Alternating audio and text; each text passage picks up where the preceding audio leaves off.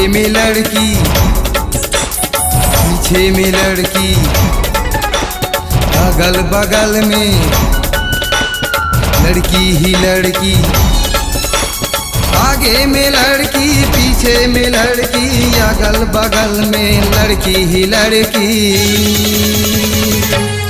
सब बोले चारा चारावत हूँ रे,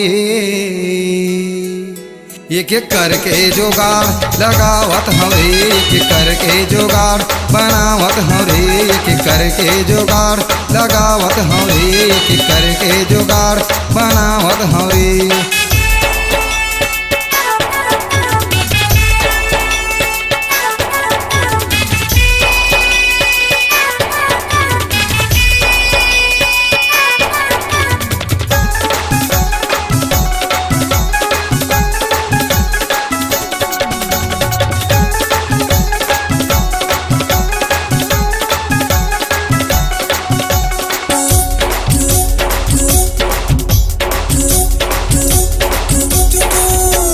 लड़की के साथ मजा भारी है रे, तीखे मसा भो कुंवारी है रे।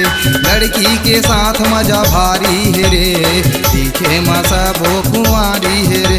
कोनो घुमा ले बोलते, कोनो भागा ले बोलते, कोनो घुमा ले बोलते, कोनो भागा ले बोलते, कोनो बोलते मिले बरे आवत हूँ रे। सब बोले चारा चारावत हूँ रे, एक एक करके जोगाड़ लगावत हूँ रे, एक एक करके जोगाड़ बनावत हूँ रे, एक एक करके जोगाड़ लगावत हूँ रे, एक एक करके जोगाड़ बनावत हूँ रे।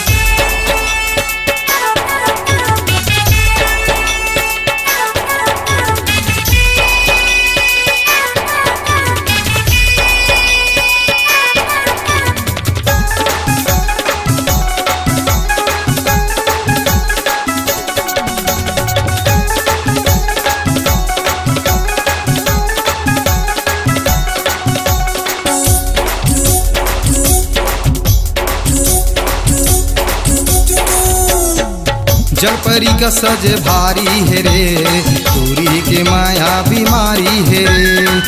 जलपरी का सज भारी है रे, दूरी के माया बीमारी है रे। कोनो चुम्मा ले बोलते, कोनो चुम्मा दे बोलते, कोनो चुम्मा ले बोलते, कोनो चुम्मा दे बोलते, कोनो बोलते तोला मैं पोटारत हूँ रे।